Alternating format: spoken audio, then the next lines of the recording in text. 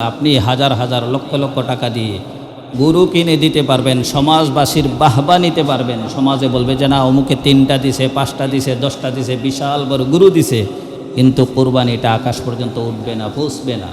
এজন্য আকাশ পর্যন্ত যদি আপনার কোরবানিকে পৌঁছাতে চান তাহলে আপনাকে কি হতে হবে? মুত্তাকি হতে হবে, খুদাবিরু। এজন্য আল্লাহ তাআলা সূরাতুল হজের মধ্যে বলেন, লা ইয়ানালাল্লাহু লুহুমুহা ওয়ালা দিমাউহা ওয়ালাকিন ইয়ানালুহুত তাকওয়া মিনকুম। আল্লাহ তাআলার কাছে এই কুরবানির যে গোশত এটা পৌঁছে না, আল্লাহ তাআলার কাছে এই কুরবানির রক্ত সেটাও পৌঁছে না। আল্লাহ তাআলার কাছে পৌঁছে কি? আল্লাহ তাআলার কাছে পরে তোমাদের অন্তরের যে তাকওয়া, খুদাবিতি, তোমাদের অন্তরে কী পরিমাণ আল্লাহ তাআলার ভয় আছে, ওইটাই আল্লাহ তাআলার কাছে পৌঁছে। না হয় তোমাদের এই কুরবানির পশুর গোশতও পৌঁছে না, রক্তও পৌঁছে না। কাযালিকা সাখখারাহা লাকুম লিতুকাব্বিরুল্লাহ। আল্লাহ তাআলা তোমরা যে কুরবানি দেও, এই সমস্ত কুরবানির পশুকে আল্লাহ তাআলা তোমাদের জন্য কি করে দিয়েছেন? অনুগত করে দিয়েছেন, তোমাদের জন্য বশীভূত করে দিয়েছেন। যদি আল্লাহ তাআলা এগুলোকে বশীভূত না করতেন, অনুগত না করতেন, তোমরা জিন্দেগিতেও কুরবানি দিতে পারলা না। মাঝে মাঝে দেখেন তো নে বয়সগুলো, মহিষগুলো, গরুগুলো, পাগলা গরুগুলো মাথা গরম হয়ে যায়, কেউ আটকাইতে পারে না, পারে? এজন্য আল্লাহ বলেন, কাযালিকা সাখখারাহা লাকুম লিতুকাব্বিরুল্লাহ। তোমাদের জন্য এই কুরবানির পশুকে বশীভূত করা হয়েছে, অনুগত করা হয়েছে। তোমরা যেভাবে কাজ করাও সেভাবেই কাজ হয়। যদি আমি আল্লাহ তাআলা তোমাদের জন্য এগুলোকে অনুগত না করে দিতাম, বশীভূত না করে দিতাম, তাহলে তোমরা পারতে না কোরবানি দিতে। এটা কেন করেছি? লিতুকাব্বিরুল্লাহ, যেন তোমরা আমি আল্লাহর নামে তাকবীর দিতে পারো, আমি আল্লাহর নামে যেন তাকবীর দিতে পারো। আলামা হাদাকুম, আমি যে তোমাদেরকে হেদায়েত দিছি, এই হেদায়েতের বলে তোমরা যেন তাকবীর দিতে পারো। এজন্য আমি আল্লাহ তাআলা কী করেছি? এই পশুদেরকে তোমাদের জন্য বশীভূত করে দিয়েছি। মুহতারাম হাদিরিন, অবাশশিরিল মুহসিনিন, আল্লাহ বলেন যে সুসংবাদ হইল তাদের জন্য যারা সুচারুরূপে, উত্তম রূপে নেক কার্য সম্পাদন করে। এর আগে আল্লাহ তাআলা বলেন, যালিকা মান ইউআযযিম শাআইরাল্লাহ ফাইন্নাহা মিন তাকওয়াল কুলুব। এই যে কুরবানি, এটা আল্লাহ তাআলার পক্ষ থেকে একটা শায়ের, আল্লাহ তাআলার পক্ষ থেকে একটা বিধান, শায়ের, আলামত। ফাইন্নাহা মিন তাকওয়াল কুলুব, যারাই এই বিধানকে সম্মান করে, ওমান ইউআযযিম শাআইরাল্লাহ, যারা এই আল্লাহ তাআলার বিধানকে সম্মান করে, তারা তাদের দিল থেকে, তাদের খুদাবিতি থেকে এটা করে। ফাইন্নাহা মিন তাকওয়াল কুলুব, তাদের অন্তরের বৈবিতির কারণে এটা করে থাকে, আর না হয় তারা এটা করতো না। এজন্য আল্লাহ তাআলা বলেন, ওয়াল বুদনা জাআলনাহা লাকুম মিন শাআইরিল্লাহ লাকুম ফিহা খায়র। তোমাদের কুরবানির পশু, উট, গরু, মহিষ, এগুলো হলো মিন শাআইরিল্লাহ, আল্লাহ তাআলার শায়ের, আল্লাহ তাআলার বিধান, এগুলো আল্লাহ তাআলার নিদর্শন। লাকুম ফিহা খায়র, আর তাতে আল্লাহ তাআলা তোমাদের জন্য কল্যাণ রেখেছেন। এই কুরবানির পশু, মহিষ, এগুলোর মধ্যে আল্লাহ তাআলা কী রেখেছেন? কল্যাণ রেখেছেন।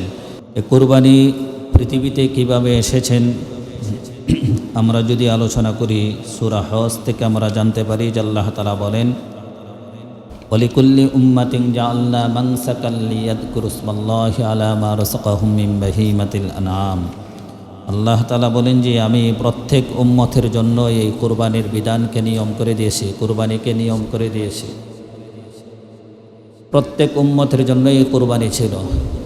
বিশেষ করে প্রথম যে হযরত আদম আলাইহিস সালাতু ওয়াস সালামের মাধ্যমে আমরা যারা দুনিয়াতে আগমন করেছি, আমাদেরকে জন্য বলা হয় আদমের সন্তান।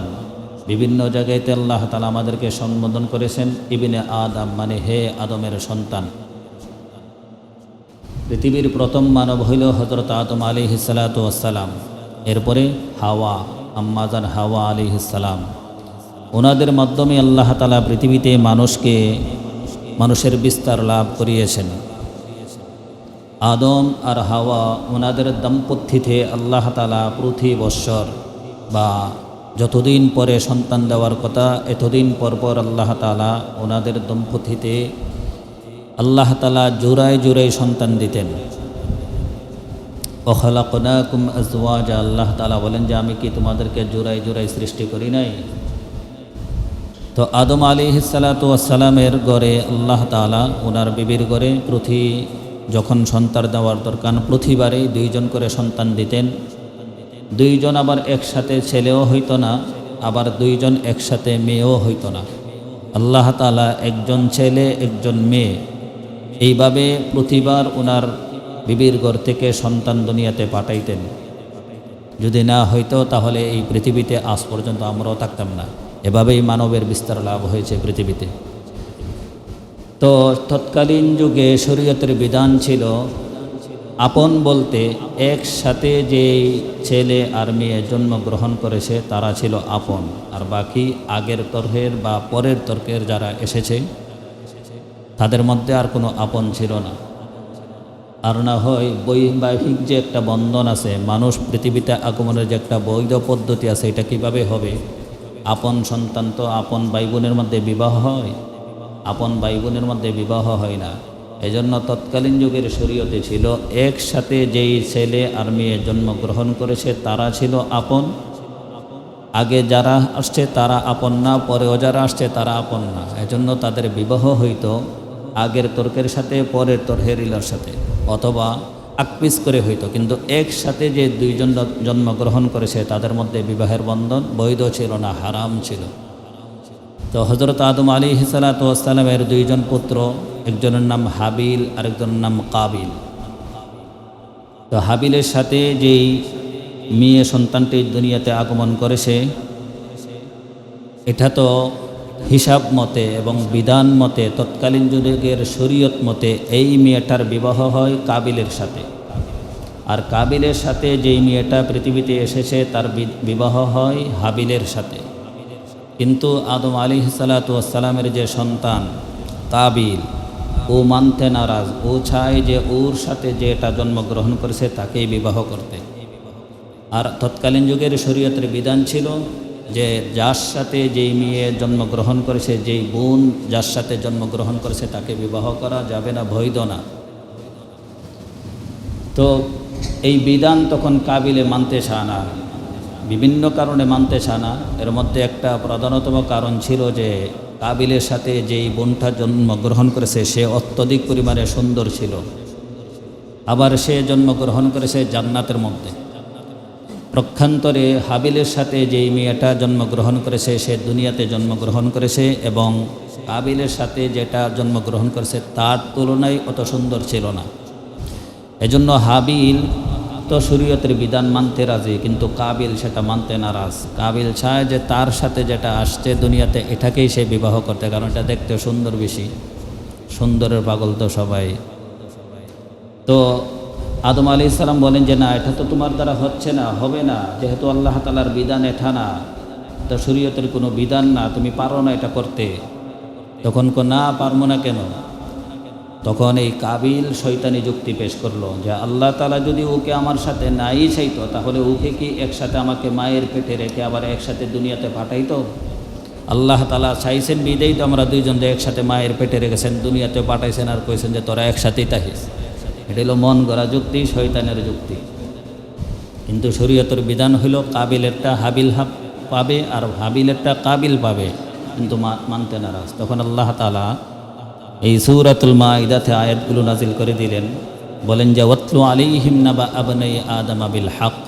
হে নবী, আপনি আদমের দুই সন্তানের জীবন বৃত্তান্ত আপনি আপনার উম্মতদেরকে পড়ে শোনান। তখন হযরত আদম আলাইহিস সালাতু ওয়াস সালাম বললেন যে ঠিক আছে, তাহলে তোমরা দুইজনেই কুরবানি করো। তোমরা যখন কুরবানি করবে, যার কুরবানি কবুল হবে সেই এই সুন্দরী মেয়েটাকে পাবে, আর যারটা পাবে না সে পাবে না। তো ওনাদের দুই সন্তানের মধ্যে কুরবানির বিধান তখন দিল। তো কাবিল যে ছিল সে ছিল কৃষক, আর হাবিল যে ছিল সে ছিল রাখাল। তার আন্ডারে অনেক উট ছিল, গরু ছিল, মহিষ ছিল, দুম্বা ছিল, রাখালগিরি করত হাবিল। এজন্য দুজনের উপরে যখন কোরবানির বিধান চলে আসলো যে ওনারা দ্বারা কোরবানি করতে হবে, যার কোরবানি পছন্দ হয় আল্লাহ তাআলা কবুল করেন তার সাথেই তার বিবাহ হবে, আর যদি না হয় তাহলে হবে না। কাবিল যেহেতু কৃষক মানুষ এবং তার মেজাজ শয়তানি মেজাজ, তার মেজাজ দিনদারি মেজাজ নয়, অশৃঙ্খল, বদমেজাজি, রূঢ়বাসী, কর্কশবাসী, এরকম মেজাজের, দিন ধর্ম তো একটা মানতে চায় না, এরকম লোক আছে না নাই? ওই লোকের উপরে যখন কোরবানির বিধান চলে আসছে, ও তখন এই কৃষক মানুষ তো যত আগাছা আছে, যত ছুসা আছে, যত বাজে জিনিস আছে এই বাজে জিনিসগুলোকে একত্রিত করে তখন কোরবানি দেওয়ার প্রস্তুতি নিল। আর হাবিলকে যখন বলা হইল তুমিও কোরবানি করো, হাবিল ছিল কৃষক মানুষ, আল্লাহ বিরু, খুদা বিরু, দিন ধর্ম খুব মানত। ও তখন তার রাখালগিরির মধ্যে তার গরু এবং মহিষ, উট, দুম্বার মধ্যে যেই প্রাণীরা সবচেয়ে সুন্দর, হৃষ্টপুষ্ট, দেখতে অনেক আকর্ষণীয় এমন একটা প্রাণীকে আল্লাহ রাস্তায় কোরবানি দিল। আর তৎকালীন যুগের কোরবানি ছিল এরকম যে একটা পাহাড়ের উপরে নিয়ে এই বস্তুগুলো, কোরবানির বস্তুগুলো রাখা হইতো। যার কোরবানি কবুল হইতো ওই কোরবানি আসমান থেকে আগুন এসে এটাকে জ্বালিয়ে ভস্ম করে দিত, পুড়িয়ে দিত। এই যুগের মতো যে কোরবানি দেওয়ার পরে আবার গোশত খাওয়ার বিধান ছিল না। ওই বিধান যদি থাকতো তাহলে আমাদের এই যুগে কয়জনে কোরবানি দিত আল্লাহই ভালো জানত। তো এই হাবিল হৃষ্টপুষ্ট সুন্দর পশু দেখে তখন কোরবানির জন্য পাহাড়ে রেখে আসলো। আর এই কাবিল এই ছুসা, যেগুলো বাজারে নিয়ে বিক্রি করা যাবে না, যেগুলো নিজে খাইতে পারে না, আত্মীয় স্বজনকে দিতে পারে না, লোক লজ্জায় কী করবে, এই কিছু জিনিস তখন আল্লাহর রাস্তায় কোরবানি দিছে। আমাদের সমাজের মধ্যে অনেক মানুষ আছে দেখবেন নিজে যা খাইতে পারে না, সবচেয়ে বাজে জিনিস যেটা ওইটা তখন আল্লাহর রাস্তায় দিয়ে দেয়। যেমন মসজিদের মধ্যে অনেক সময় সিরা ফাড়া টাকাও দেয় অনেকে, নিজে চালাইতে পারে না, রিক্সাওয়ালারে দিলে নেয় না, বাজারে দিলে কোনো জিনিসপত্র দেয় না, এটা তখন মসজিদে দিয়ে দেয়। এটা যারা আল্লাহওয়ালা মানুষ, যারা দিন ধর্ম মারে, খুদা বিরু যারা, মুত্তাকি যারা, তাদের দ্বারা এই কাজ সম্ভব হতে পারে না। যেই জিনিস আমি রিক্সাওয়ালাকে দিলে নেয় না, বাজারে দিলে নেয় না, সেই জিনিসটা আল্লাহকে কিভাবে আমি দেই? আল্লাহর ঘরে দেওয়া মানি কাকে দেওয়া? আল্লাহকে দেওয়া। কুরবানি এজন্য আল্লাহর জন্য হওয়া। আল্লাহ তাআলা বলেন, কুল ইন্না সলাতি ওয়া নুসুকি ওয়া মাহইয়ায়া ওয়া মামাতি লিল্লাহি রাব্বিল আলামিন। হে নবী আপনি বলুন, ইন্না সলাতি আমার নামাজ, ওয়া নুসুকি আমার কুরবানি, ওয়া মাহইয়ায়া আমার হায়াতের জিন্দেগি, ওয়া মামাতি এবং আমার মৃত্যু, লিল্লাহি রাব্বিল আলামিন একজনের জন্য, তিনি কে? আল্লাহ। আল্লাহ তাআলার জন্য আমার এই সব কিছু উৎসর্গ। তো এই কৃষক মানুষ কাবিল এই বাজে কিছু জিনিস নিয়ে রেখে আসলো, কিন্তু আসমান থেকে আইসা আগুন এসে হাবিলেরটাকে ভস্ম করে দিল, জ্বালিয়ে দিল, পুড়িয়ে দিল। তার মানে কবুল হইল কাটটা? হাবিলেরটা। কাবিলের কোরবানি কবুল হয় নাই। এমনিই তো বেচারা দিন ধর্ম মানে না, আরও কিছু বাজে জিনিস নিয়ে দিছে কোরবানি। এখান থেকে সেইখেন যে কোরবানি দিতে হইলে সবচেয়ে ভালো জিনিসটা দিতে হবে। আল্লাহ তাআলার রাস্তায় কোনো কিছু দিতে চাইলে সবচেয়ে ভালো টাকা যেটা, পকেটের মধ্যে 100 টাকা নোট অনেকটি আছে, সবচেয়ে সুন্দর যেটা এটা দিবেন। 10 টাকা নোট অনেক আছে, সবচেয়ে সুন্দর যেটা উঠাকে দিবেন। 20 টাকা নোট অনেক আছে, সবচেয়ে সুন্দর যেটা উঠা দিবেন। সবচেয়ে বাজে যেটা উঠা দিলে ওই যে কাবিলের মতনই হইব, গ্রহণ হবে না। দিতে পারবেন ঠিকই, কিন্তু নিবে না। তো এই হাবিলেরটা যখন কোরবানি হইল না, কবুল হইল না, তখন এই হাবিল তো উদ্ধত, রূঢ়বাসী না, কর্কশবাসী না, বদমিজাজি না, খারাপ লোক না। খারাপ লোকদের দিকে কিন্তু রাগ বেশি থাকে, সামান্য কিছু হইলেই রেগে যায়। দিন ধর্ম যারা মারে, খুদাবিরু যারা আল্লাহওয়ালা, তারা সহজে রাগে না, তারা সবর করে, ধৈর্য ধরে। না, এটার ভিতরে কি আছে একটু দেখার জন্য অপেক্ষা করে, কিন্তু বদমিজাজি লোকেরা ওই সময় পর্যন্ত অপেক্ষা করতে পারে না। এই কাবিলও তৎক্ষণাৎ সে রেগে গেল। রেগে বলে কি, আল্লাহ তাআলা বলেন, ইয ক্বাররাবা কুরবানান ফাতকুব্বিলা মিন আহাদিহিমা ওয়া লাম ইউতাকাব্বাল মিনাল আখার। তারা উভয়ে যখন কোরবানি করল, এর মধ্যে একজনেরটা গ্রহণ হইল, কবুল হইল, আর একজনেরটা গ্রহণ হইল না, কবুল হইল না। যারটা কবুল হয়েছে না, তখন সে বলে ক্বালা লা আকুতুলান্নাক। ওই হাবিলকে তখন কাবিল বলে, তারটা যে কোরবানি কবুল হয়েছে না, ক্বালা লা আকুতুলান্নাক, আমি তোমাকে হত্যা করব। কারণ এই বোনকে পেতে হলে তোমাকে হত্যা করা ছাড়া বিকল্প কোনো রাস্তা নেই। এখন কোরবানি কবুল হয়েছে না, এখন রাগে ফুসে এখন ভাইকে হত্যা করে দিবে, সে এই সিদ্ধান্ত নিয়েছে। তখন এই হাবিল বলে, ক্বালা ইন্নামা ইয়াতাকাব্বালুল্লাহু মিনাল মুত্তাকিন। ভাই আমার কি অপরাধ? আপনিও কোরবানি দিয়েছেন, আমিও কোরবানি দিছি, আপনারটা কবুল হয়েছে না, এটা তো আপনি ভালো জানেন। আপনার বদমিজাজের কারণেই তো আপনারটা কবুল হয়েছে না। আপনি দিন ধর্ম মানেন না, নামাজ পড়েন না, রোজা রাখেন না, শরীয়তের বিধানগুলো আপনি মানেন না, তো আপনারটা কবুল হয়েছে না, তো এই দোষ কি আমার? ক্বালা ইন্নামা ইয়াতাকাব্বালুল্লাহু মিনাল মুত্তাকিন। পক্ষান্তরে আল্লাহ তাআলা তো যারা মুত্তাকি, পরহেজগার, খুদাবিরু, দিন ধর্ম যারা মনে প্রাণে মানে বিশ্বাস করে, তাদেরটাই আল্লাহ কবুল করেন। এখানে আমার তো কোনো অন্যায় নাই। ওই বেচারা ঠিকই বলে, না তোকে আমি হত্যাই করব, তোকে হত্যা না করে আমি ক্ষান্ত হব না। তখন এই হাবিল বলে, লা ইন বাসাত্তা ইলাইয়া ইয়াদাকা লিতাকতুলানি মা আনা বিবাসিতি ইয়াদিয়া ইলাইকা লিআকতুলাক। আপনি যদি আমাকে হত্যা করার জন্য হাতকে প্রসারিত করেন, আগে বাড়ান, মা আনা বিবাসিতি ইয়াদিয়া ইলাইকা লিআকতুলাক, কিন্তু আমি কখনো এটা করব না জায়গায় আপনাকে আমি মারতে যাব বা পিটতে যাব।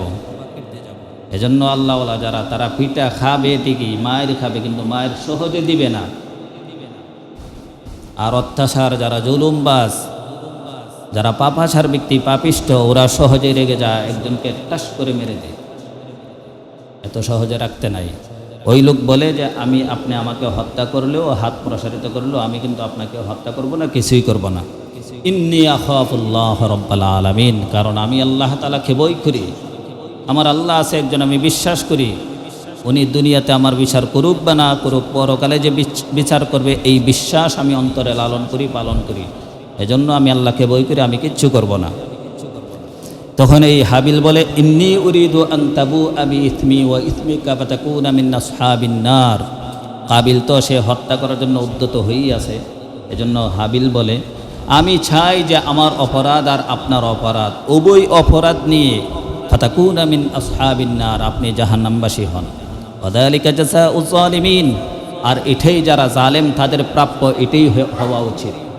যারা জালেম, নিজেদের অন্যায় তো আছেই, মানুষের উপরে জুলুম করে আবার মানুষের অন্যায়ও তাদের নিজের উপরে নিয়ে আসে, ঠিক না ঠিক? এজন্য জুলুম করতে নাই। আপনার ক্ষমতা আছে, টাকা আছে, পয়সা আছে, ক্ষমতা আছে বিদেই যে জুলুম করবেন, বিষয়টা মন না। নম্র হন, ভদ্র হন। আল্লাহ তাআলা দুনিয়াতে ছাড় দিয়েছেন, ছেড়ে দেন নাই। তো হাবিল বলে, ওয়াযালিকা জাযাউজ জালিমিন, জালেমদের পরিণতি এমনই হওয়া উচিত। শেষ পর্যন্ত এই কাবিল সে আর থেমে নাই এই বক্তব্য, দিনের কথা যে হাবিল বলতেছে যে আপনি মারলেও আমি মারব না, আপনি আমাকে হাত প্রসারিত করলেও আমি করব না, আমি আল্লাহকে ভয় করি। এত ওয়াজ করার পরও তার কোনো কানে দা ঢুকে না। পাপাচার ব্যক্তিদের কানে দেখেন নসিহতগুলো ঢুকে না, ঢুকলেও বের হয়ে যা। ওই কাবিলেরও নসিহত ঢুকছে এক কানে দিয়ে, অপর কানে দিয়ে বের হয়ে গেছে। ওই বেচারা তার সিদ্ধান্তের মধ্যেই অটল যে ভাইকে হত্যা করেই দিবে, কারণ তাকে তার এই বোনটাকে পেতেই হবে। এজন্য কি করলো সে, ফাতাওয়াত লাহু নাফসুহু কাতলা আখি ফাকাতালাহু ফাআসবাহা মিনাল খাসিরিন। অবশেষে এই তার সহোদর ভাইকে, তার আপন ভাইকে সে হত্যা করেই ফেলল। হত্যা করে ফাআসবাহা মিনাল খাসিরিন, সে কি হয়ে গেল? ক্ষতিগ্রস্তদের অন্তর্ভুক্ত হয়ে গেল। এখন এই যে মানুষ হত্যা করলো, এই হত্যা করে এখন এই মানুষটাকে কি করবে? এখন সে আর কোনো বুদ্ধি কিছুই খুঁজে পাচ্ছে না, তার ব্রেন কাজ করছে না। এখন যে মানুষ দেখেন, মানুষকে যখন যে কোনোভাবে হত্যা করে ফেলে, পরবর্তীতে সে আর কোনো কিছু খুঁজে পায় না। এখন কি করবে? হত্যা তো করেই দিছে, এতক্ষণ কিন্তু শয়তানের প্ররোচনায় তাকে কেউ আটকাইতে পারে না, সে হত্যা করবেই। এখন হত্যা করার পরে তার মধ্যে অনুতপ্ত আসছে, সে ক্ষতিগ্রস্তদের অন্তর্ভুক্ত হয়েছে। এখন কি করবে? লাশ কোথায় নিবে, কই নিবে, কিভাবে করবে, এই কোনো পদ্ধতি জানা নাই। আমাদের যে সদ্য 2 দিন পর পর লাশ পড়ে, ছোট্ট ছোট্ট মেয়েদের জীবন একেবারে অনিরাপত্তায় ভুগছে। 7 বছরের মেয়ে, 8 বছরের মেয়ে, এইসব মেয়েদেরকে দর্শন করে আবার গলা কেটে হত্যা করা হয়। যদি আইন থাকতো, শরিয়া থাকতো, কোরআনের বিচার থাকতো, দর্শনের বিচার যদি শরিয়া নাও হয়, অন্তত গলা কেটে যে হত্যা করছে এটার তো বিচার হওয়া উচিত। এমন যদি হইতো তাহলে দ্বিতীয়বার কেউ দর্শন করতে গিয়ে, কাউকে হত্যা করতে গিয়ে অনেকবার ভাবত, যেটা সম্ভব না, হতে পারে না। এই বিচার নাই, এই বিচারহীন দেশের মধ্যে আমরা সবাই অনিরাপত্তাহীন। আমরা কারো কোনো নিরাপত্তা নাই, জানের মালের কোনো নিরাপত্তা নাই। এজন্য এই মেয়ের বাবাও বিচার চায় না, যে আমি চাই না বিচার, কারণ আপনারা বিচার করতে পারবেন না, আপনাদের কোনো ইতিহাসও নাই বিচার করা। কারণ আজকে আমার মেয়ে খেটা করেছে, আমার মেয়েতে চলেই গেছে, 15 দিন পরে আরেকটা ঘটনা আসবে, ওই ঘটনা এটাকে দামাচাপা দিবে। আর সব কিছু ওপেন প্রকাশ হওয়ার পরও যে আসামি সে দায়ী স্বীকার করে নেওয়ার পরও এমন এক দেশে আমরা বসবাস করি, যেই দেশে বিচার কার্য হইতে আরও 10 বছর, 1 যুগ লেগে যা, 12 বছর লেগে যা, 14 বছর লেগে যা বিচার হতে। একজন যদি স্বীকার করে যে আমি হত্যা করেছি, এভাবে আমিই করেছি, জবানবন্দি দে, তো তার সাথে সাথে বিচার করে দেন। সাথে সাথে বিচার করলে অসুবিধাটা কি? করবে না, কিন্তু না করে আরও যারা দর্শক, আরও যারা অপরাধী তাদেরকে কিবারা সাহস যোগা যে করতে থাকো, বিচার তো হয়ই না, কিছুদিন পরে টাকার গরমে আবার জামিনে বের হয়ে আসবে, এর চেয়ে আরও বড় একটা অন্যায় সংগঠিত করবে। এটা কিন্তু ওই প্রথম যুগ থেকে চলে আসছে। এজন্য বলা হয় পৃথিবীতে যত হত্যা হবে সর্বপ্রথম হত্যাকারী যিনি কাবিল, এই কাবিলের আমল নামার মধ্যে একটা পাপের অংশ গিয়ে বর্তাবে পৃথিবীতে যতদিন পর্যন্ত হত্যা হবে। কারণ পৃথিবীর প্রথম হত্যাকারীকে কাবিল। কেন হত্যা করেছে? নারী সংগঠন, নারী নিয়ে এসে এই পৃথিবীতে সর্বপ্রথম যে হত্যা সংগঠিত হয়েছে, নারী ছিল তার মূল কারণ। তো মুহতারাম হাদিরিন, এখন বাইকে তো হত্যা করে ফেলেছে, এখন বাইকে কি করবে? কোনো বিধান নাই, কারণ ইতিপূর্বে পৃথিবীতে কোনো মানুষ মারা যায়নি, হত্যা হয়নি, যে কিভাবে দাফন করবে, কাপন করবে এই পদ্ধতিও কারো জানা নাই। এখন এই কাবিলে বড় টেনশন আছে, মহা বিপদে আছে, কি করবে? কিতাবের মধ্যে এসেছে 6 মাস 1 বছর পর্যন্ত এই লাশ নিয়ে বেচারা টেনশনে আছে, ঘুরতেছে, কি করবে, কোনো সমাধান পাচ্ছে না। অবশেষে আল্লাহ তাআলা একটা কাক পাঠাইলো, কাউয়া পাঠাইলো। ফাবাআথাল্লাহু গুরাবান ইয়াবহাতু ফিল আরদি লিউরিয়াহু কাইফা ইওয়ারি সাওআতা আখি। একজন কাক যখন আল্লাহ তাআলা পাঠাইলো, এই কাক এসে পা দিয়ে মাটি করে গর্ত খনন করে আরও একটা মৃত কাককে এটার ভিতরে ফালাইয়া যখন মাটি দিয়ে চাপা দিল, ওই দৃশ্য তখন এই কাবিলে দেখলো। কাবিল দেখে বলে, ক্বালা ইয়া ওয়াইলাতা আ'জাজতু আন আকুনা মিথলা হাযাল গুরাব ফাওয়ারিয়া সাওআতা আখি।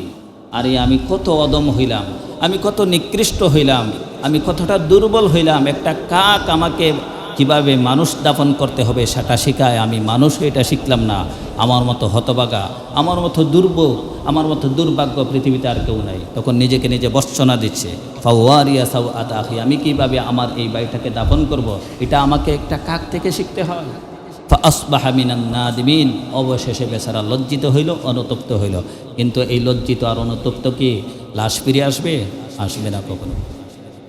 তাহলে মুহতারাম হাদিরিন, পৃথিবীতে সর্বপ্রথম হত্যাকাণ্ড কেন হয়েছে? নারী সংগঠিত বিষয় নিয়ে হত্যাকাণ্ড হয়েছে। আর এটা ছিল কুরবানিকে কেন্দ্র করে। আল্লাহ তাআলা বলেছেন কুরবানি করতে, আর কুরবানি যারা মুত্তাকি, এখান থেকে বলা হয়েছে যারা মুত্তাকি তাদেরটাই গ্রহণ হয়, কবুল হয়। মুত্তাকি না হইলে আপনি হাজার হাজার লক্ষ লক্ষ টাকা দিয়ে গরু কিনে দিতে পারবেন, সমাজবাসীর বাহবা নিতে পারবেন, সমাজে বলবে যে না অমুকে 3টা দিছে, 5টা দিছে, 10টা দিছে, বিশাল বড় গরু দিছে, কিন্তু কোরবানিটা আকাশ পর্যন্ত উঠবে না, পৌঁছবে না। এজন্য আকাশ পর্যন্ত যদি আপনার কোরবানিকে পৌঁছাতে চান, তাহলে আপনাকে কি হতে হবে? মুত্তাকি হতে হবে, খুদাবিরু। এজন্য আল্লাহ তাআলা সূরাতুল হজের মধ্যে বলেন, লা ইয়ানালাল্লাহু লুহুমুহা ওয়ালা দিমাউহা ওয়ালাকিন ইয়ানালুহুত তাকওয়া মিনকুম। আল্লাহ তাআলার কাছে এই কুরবানির যে গোশত এটা পৌঁছে না, আল্লাহ তাআলার কাছে এই কুরবানির রক্ত সেটাও পৌঁছে না। আল্লাহ তাআলার কাছে পৌঁছে কি?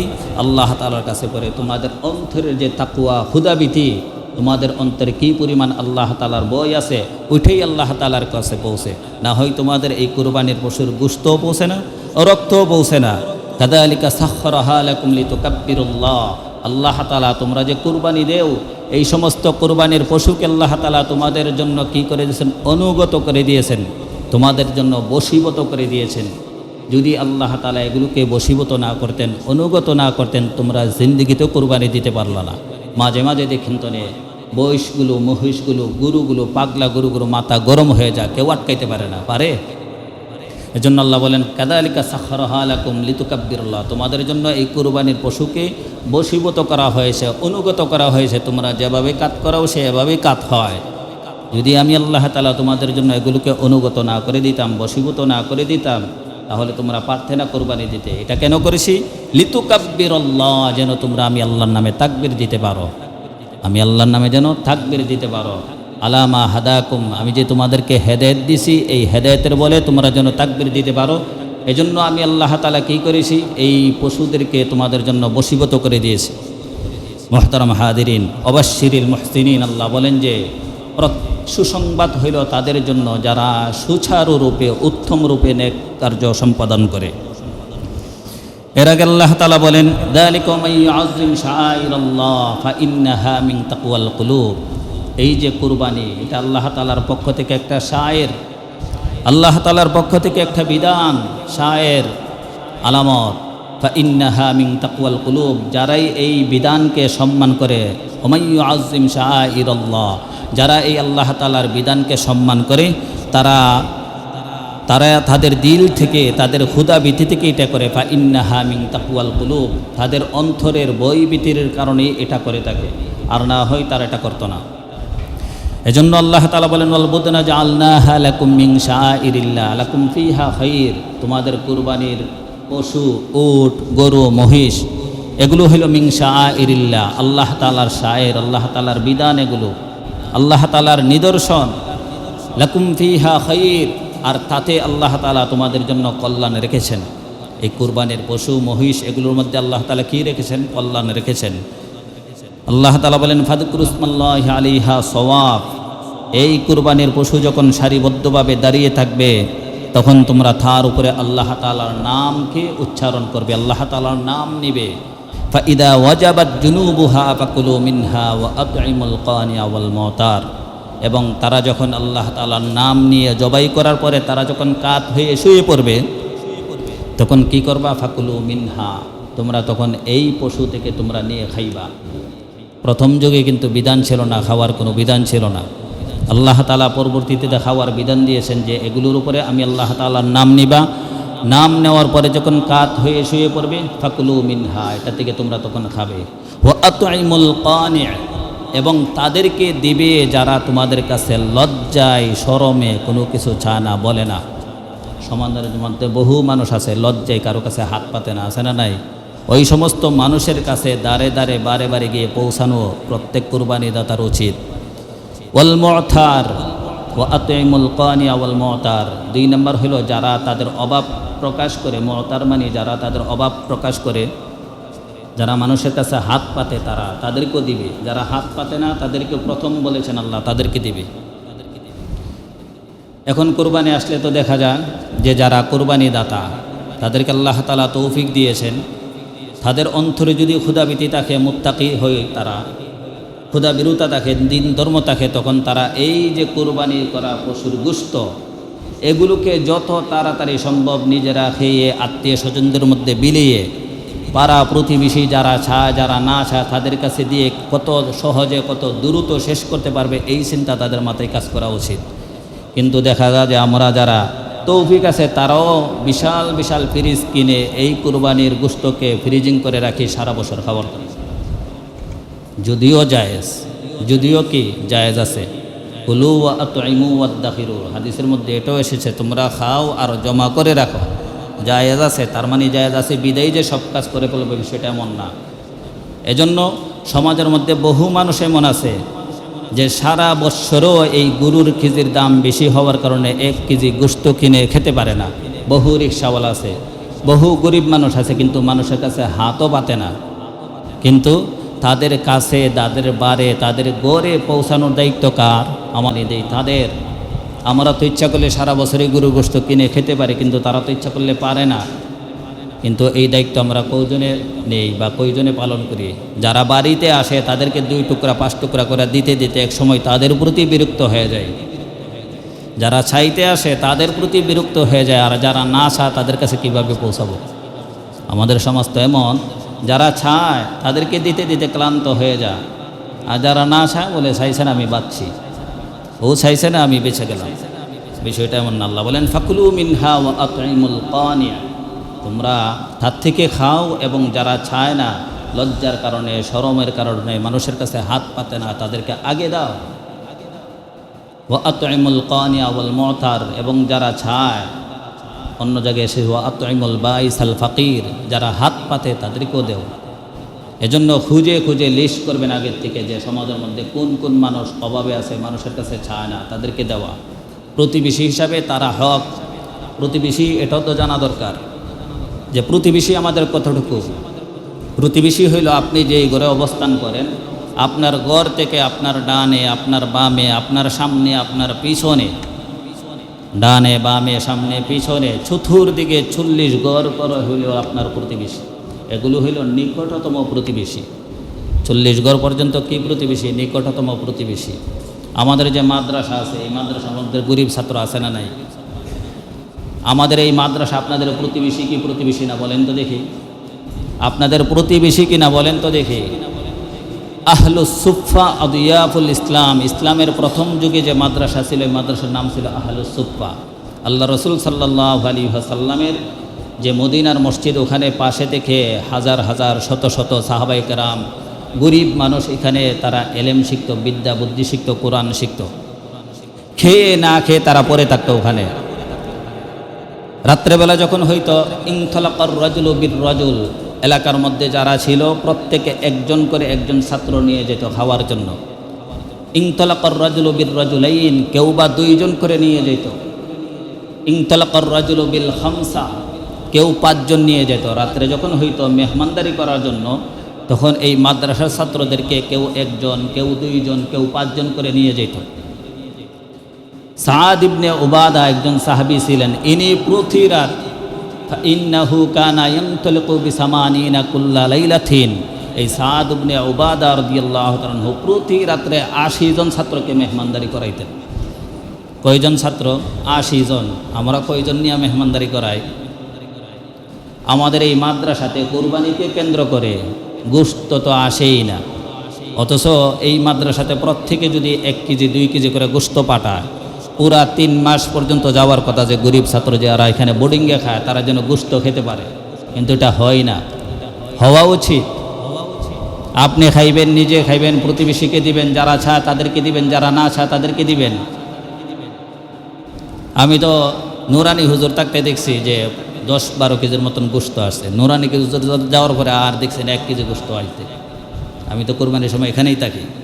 নুরানি হুজুর থাকতে দেখতাম যে 8-10 কেজির মতো একটা বালতি দিয়ে গোশত আইনা প্যাকেটিং করে তৈতো, কিন্তু উনি যাওয়ার পর থেকে আর কোনোদিন দেখি না যে 1 কেজি গোশত আসে।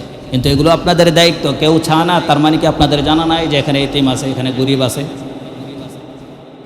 এজন্য প্রত্যেকে নিজ নিজ দায়িত্বে নিজেরা খাওয়া, নিজের গরিব প্রতিবেশীকে দেওয়া, নিজের সচল প্রতিবেশীকে দেওয়া, আত্মীয় স্বজনকে দেওয়া, খুঁজে খুঁজে প্রত্যেকের ঘরে এই কুরবানিকে উপলক্ষে নিজের আত্মীয় স্বজনের বন্ধনকে মজবুত করা। আমরা তো সারা বছর আত্মীয়তার খবর নেই না। আল্লাহ রসুল সাল্লাল্লাহু আলাইহি ওয়াসাল্লামকে যখন সর্বপ্রথম ওনার উপরে ওহী আসলো, উনি তখন গাবড়িয়ে গেলেন, হতভম্ব হয়ে গেলেন। উনি এতটাই আশঙ্কিত হয়ে গেলেন যে উনি আর বাঁচবে না বলে নিজের কাছে মনে হচ্ছে। গারে হেরা থেকে যখন খাদিজা রাদিয়াল্লাহু তাআলা আনহার ঘরে আসলেন, এসে বলতেছেন জাম্মিলুনি জাম্মিলুনি, আমাকে চাদর দিয়ে তোমরা মরিয়ে ধরো, আমাকে চাদর দিয়ে ধরো। তখন এই খাদিজা রাদিয়াল্লাহু তাআলা আনহা ওনাকে চাদর দিয়ে ভালো করে মজবুতের সাথে ধরলেন। আল্লাহ রাসূল সাল্লাল্লাহু আলাইহি ওয়াসাল্লাম বলেন লাকাদ খাশিতু আলা নাফসি, আমার বই হচ্ছে খাদিজা, আমার বই হচ্ছে না জানি আমি পৃথিবী থেকে বিদায় হয়ে যাই, আমার আশঙ্কা হচ্ছে। তখন আম্মা জান খাদিজা রাদিয়াল্লাহু তাআলা আনহা বললেন কাল্লা ওয়াল্লাহ মা ইউহসিকাল্লাহু আবাদা, কাল্লা এটা হতেই পারে না, আল্লাহ আল্লাহর কসম, মা ইউহসিকাল্লাহু আবাদা, আল্লাহ তাআলা আপনাকে কখনো লাঞ্ছিত, অপমানিত, অপদস্থ করবেন না, এটা হতেই পারে না। আপনি টেনশন করেন না। বিবি স্বামীকে সাহস দিচ্ছেন। কেন হবে না? আপনার মধ্যে 5টা বিশেষ গুণ আছে। কয়টা গুণ? 5টা বিশেষ গুণ। এখান থেকে শিক্ষা যে পৃথিবীতে যতদিন যে কোনো মানুষের মধ্যে এই 5টা বৈশিষ্ট্য থাকবে সে কোনোদিন ধ্বংস হবে না, দুনিয়াতেও না, আখিরাতেও না। সেই বৈশিষ্ট্যগুলো কি? খাদিজা রাদিয়াল্লাহু তাআলা আনহা বলেন আপনার মধ্যে নাম্বার 1 যে বৈশিষ্ট্য সেটা হলো ইন্নাকা লা তাসিলুর রাহিম, আপনি আত্মীয়তার বন্ধন, রক্তের বন্ধনকে আপনি মজবুত করেন, বাস আপনি কোনোদিন ধ্বংস হতে পারেন না। রক্তের বন্ধন যারা ঠিক রাখে, মজবুত রাখে, সম্পর্ককে ভালো রাখে, তারা কি ধ্বংস হতে পারে? পারে না। রক্তের বন্ধন কি? হাদিসের মধ্যে এসেছে আল্লাহ রাসূল বলেন লাইসাল ওয়াসিলু বিল মুকাফি ওয়ালাকিন্নাল ওয়াসিল আল্লাযী ইযা কুতিয়াত রাহিমুহু, প্রকৃত পক্ষে আত্মীয়তার বন্ধন মজবুত করা এটা নয় যে কেউ আপনার সাথে সম্পর্ক রাখছে আর আপনি রাখবেন, ভালো ব্যবহারের পরিবর্তে ভালো ব্যবহার দেখাবেন, এটা না। প্রকৃত পক্ষে আত্মীয়তার বন্ধন হলো এটা, কেউ যদি আপনার সাথে সম্পর্ক ছিন্ন করে, আপনার সাথে দুর্ব্যবহার করে, আপনি সব কিছু ভুলে গিয়েও তার সাথে সুন্দর ব্যবহার করা, এটা হলো প্রকৃত আত্মীয়তার বন্ধন। কিন্তু এটা আমরা কয়জনে করি? পারি না। হে আমারে দেখেন, আমি ওদের দ্বারা যেতাম, এর সে আমার কোনো কিছু কম আছে নাকি? আর হুমকি দেয়, ওর সে আমার কিছু কম আছে নাকি? হের আঙ্গিনা দিয়ে, হের বাড়ির রাস্তা দিয়ে যদি আমি বছরের বছর না যাই আমার কি হবে? কিন্তু হে ওই টেকা, হে আমার সারা চলতে পারবো? আর গরম গরম বাসন দেই কি দেই না? এই জন্য আল্লাহ আম্মাজান খাদিজা রাদিয়াল্লাহু তাআলা বলেন যে আপনি আত্মীয়তার সম্পর্ক, রক্তের বন্ধনকে আপনি মজবুত করেন, অতএব আপনি ধ্বংস হতে পারেন না। হাদিসের মধ্যে আল্লাহ রাসূল বলেন, মান আহাব্বা আইয়ুবসাতা লাহু ফি রিজকিহি ওয়া ইউনসা লাহু ফি আসারিহি ফালইয়াসিল রহিমা। আল্লাহ রাসূল বলেন যে তোমাদের মধ্যে কে আছে এটা চাও যে তোমাদের রিজিক প্রশস্ত হোক? আমরা চাইনি আমাদের সকলের রিজিক প্রশস্ত হোক, আমরা চাইনি আমরা সবাই দীর্ঘজীবী হয়। আল্লাহ রাসূল বলেন যারা চায় যে তার রিজিক প্রশস্ত হোক, তার হায়াত দীর্ঘ হোক, তো সে যেন আত্মীয়তার বন্ধনকে মজবুত রাখে, আত্মীয়তার বন্ধন যেন ঠিক রাখে। আত্মীয়তার বন্ধন ঠিক রাখলে আপনার রিজিকের মধ্যে প্রশস্ত আল্লাহ তাআলা দিবেন। আত্মীয়তার বন্ধন যদি আপনি ঠিক রাখেন, আপনি ওষুধ খেয়ে সুস্থ হয়ে দীর্ঘদিন বাঁচতে হবে না। আল্লাহ তাআলার পক্ষ থেকে কুদরতিভাবেই আপনি সুস্থ হয়ে দীর্ঘদিন বাঁচবেন। এটা হলো হাদিসের কথা। মান আহাব্বা আইয়ুবসাতা লাহু ফি রিজকিহি ওয়া ইউনসা লাহু ফি আসারিহি ফালইয়াসিল রহিমা। যে চায় তার রিজিক প্রশস্ত হোক, যে চায় সে দীর্ঘজীবী হোক, সে যেন তার আত্মীয়তার বন্ধনকে রক্ষা করে। এই আত্মীয়তার বন্ধন রক্ষা করার একটা মৌসুম হলো এই কোরবানির ঈদ। যার সাথে দীর্ঘদিন আপনার সম্পর্ক নাই, তার সাথে আপনি বন্ধনকে মজবুত করে তার বাড়িতে আপনি গোশত নিয়ে যান, তাকে পাঠান। সে না খেলে আপনিও বান্দরে যে আমিও খাবো না, তুমি না খাইলে, দেখবেন যেন ঠিক হয়ে যাবে। তো মুহতারাম হাজিরিন, 5টা অভ্যাস যে কোনো মানুষের কাছে থাকবে সে ধ্বংস হবে না। আম্মাজান খাদিজা রাদিয়াল্লাহু তাআলা বলেন যে ইন্নাকা লা তাসিলুর রহিম, আপনি আত্মীয়তার বন্ধন রক্ষা করেন, আপনি ধ্বংস হতে পারেন না।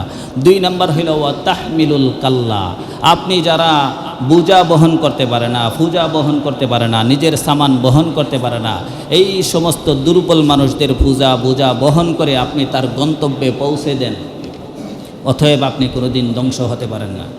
অনেক সময় অনেক মানুষ 2 হাতে ব্যাগ নিয়ে হাঁটতে কষ্ট হয়, কিন্তু পাশে একটা তাগড়া যুবক হাঁটে, কিন্তু কোনো অবস্থাতেই তার হাত থেকে একটা ব্যাগ হাতে নিয়ে তাকে একটু আগায় দেয় না। মুরব্বীদেরকে ধরেই না, কারণ এই শিক্ষা তো আমাদের নাই। অথচ উচিত কী ছিল, বাবা হাঁটে 2 হাতে কাঁধ নিয়ে, ছেলেই ধরে না, আর অন্য মানুষ তো ধরবেই না। তো কতটা ধর্ম থেকে আমরা দূরে চলে গেছি।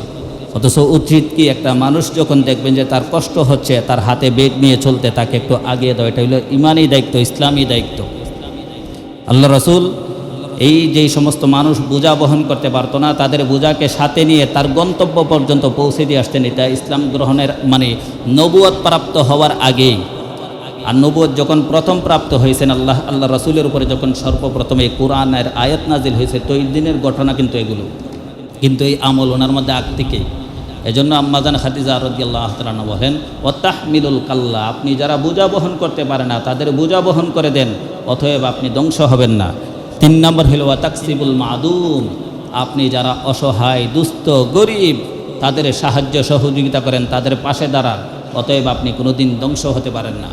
যারা মানুষের কল্যাণে কাজ করে, সমাজের কল্যাণে কাজ করে, গরিব অসহায় মিসকিনদেরকে যারা একটা হাত সবসময় তাদের প্রতি প্রসারিত করে রাখে, একটা চোখ তাদের দিকে সবসময় খেয়াল করে রাখে, ও তারা কোনো দিন ধ্বংস হতে পারে না। অতএব আপনিও ধ্বংস হবেন না। এরপরে বলেন ওয়া তাকরিদিদ দয়ীফ, আপনি মেহমান নেওয়াজ, আপনি কি মেহমান নেওয়াজ, আপনি মেহমানদারি করেন। মেহমান আসলে আপনি নিজে না খেয়ে আপনি মেহমানকে খাবার খাওয়ান, অতএব আপনি ধ্বংস হতে পারেন না। সাহাবায়ে কেরামেরও আদর্শ এটাই ছিল। প্রতিদিন রাত্রে একজন সাহাবী একজন ছাত্র নিয়ে যেত, কেউ 2 জন নিয়ে যেত, কেউ 5 জন নিয়ে যেত। আর উবাদা ইবনে সামিতের কথা তো বললাম, উনি প্রতি রাত্রে 80 জন ছাত্রকে মেহমানদারি করাইতেন। তো নবীজি সাল্লাল্লাহু আলাইহি সাল্লামকে আম্মাজান খাদিজা রাদিয়াল্লাহু তাআলা বলেন ওয়া তাকরিদিদ দয়ীফ, আপনি মেহমান নেওয়াজ, অতএব আপনি ধ্বংস হবেন না। 5 নম্বর যেই গুণটা আপনার মধ্যে আছে সেটা হলো ওয়া তুঈনু আলা নাওয়াইবিল হাক্কি, আপনি যারা হকের উপরে, সত্যের উপরে চলতে গেলে যারা বাধাগ্রস্ত হয়, সত্যের উপরে একটা মানুষ চলে, হকের উপরে একটা মানুষ চলে, যারা হকে চলে, সত্যের উপরে চলে, তারাই দেখেন বিভিন্নভাবে বাধাগ্রস্ত হয় কি হয় না? হয়। বিভিন্নভাবে তাদের উপরে বাধা আসে, তাদের উপরে চরম নির্যাতন আসে। একটা জিকিরের শব্দ, এই জিকিরের শব্দ কোনো দিন কোনো মানুষের কষ্টের কারণ হতে পারে না। এই একটা জিকিরের আওয়াজ এলাকাতে দেওয়ার কারণে এটার প্রতিও বাধা আসে যে জিকির করে নাকি এলাকার মানুষের গুম হারাম করে দিয়েছে। এজন্য আল্লাহ রাসূল আম্মাজান খাদিজা রাদিয়াল্লাহু তাআলা বলেন যে ওয়া তুঈনু আলা নাওয়াইবিল হক, যারা হকের উপরে চলে, সত্যের উপরে চলে, এই সত্যের উপরে চলতে গিয়ে যারা বাধাগ্রস্ত হন, তাদের পাশে সর্বপ্রথম আপনি নিজে দাঁড়ান, অতএব আপনি কোনোদিন ধ্বংস হতে পারেন না। তাহলে এই পৃথিবীতে যতদিন পর্যন্ত মানুষের মধ্যে এই 5টা গুণ থাকবে তারা কোনোদিন ধ্বংস হবে না। এর মধ্যে নাম্বার 1 কি? নাম্বার 1 হইল ইন্নাকা লা তাসিলুর রহিমা, আত্মীয়তার বন্ধনকে মজবুত করে রাখা। 2 নাম্বার ওয়া তাহমিলুল কাল্লা, যারা বোঝা বহন করতে পারে না তাদের বোঝাকে বহন করে দেওয়া। ওয়া তাকসিবুল মাদুম, অসহায় দুস্থ গরিবদের পাশে দাঁড়ানো 3 নাম্বার। 4 নাম্বার হলো ওয়া তাকরিদিদ দয়ীফ, যারা মেহমান নেওয়াজ মেহমানদারি করে তারা কোনোদিন ধ্বংস হয় না। 5 নাম্বার হইল ওয়া তুঈনু আলা নওয়াইবিল হক, যারা সত্যের উপরে চলতে গিয়ে বাধাগ্রস্ত হয়, হকের উপরে চলতে গিয়ে বাধাগ্রস্ত হয়, এই বাধাগ্রস্ত হনেওয়ালা ব্যক্তিদের পাশে যারা এসে দাঁড়া তারা কোনো দিন ধ্বংস হতে পারে না। এই জন্য কুরবানির শিক্ষা এটাই যে আমরা নিজেরা খাবো, ক্ষুধাবৃত্তি অর্জন করব, আল্লাহ তাআলার ভয় অন্তরে ঢুকাবো, আশপাশে গরিব যারা, অসহায় যারা, যারা ছায় যারা না ছায়, আত্মীয় স্বজন সহ সবার কাছে এই গোষ্ঠগুলো বন্টন করে দিয়ে শেষ করে দিব দ্রুত। কারণ আমাকে আল্লাহ তাআলা তৌফিক দিয়েছেন, আমি বছরে যে কোনো সময় এই গরুর গোশত কিনে খেতে পারবো, কিন্তু আমার পাশে আশপাশে বহু মানুষ আসে যারা এই গরুর গোশত কিনে খেতে পারবে না, তাদেরকে দেখে দেখে খুঁজে খুঁজে আমরা এগুলো দিয়ে দিব। আল্লাহ আমাদের সবাইকে যেই সমস্ত কথাগুলো শুনেছি আল্লাহ আমরা যেন পুঙ্খানুপুঙ্খানু আমল করতে পারি, আল্লাহ আমাদের সকলকে তৌফিক দেয়, আমরা সকলে বলি আমিন।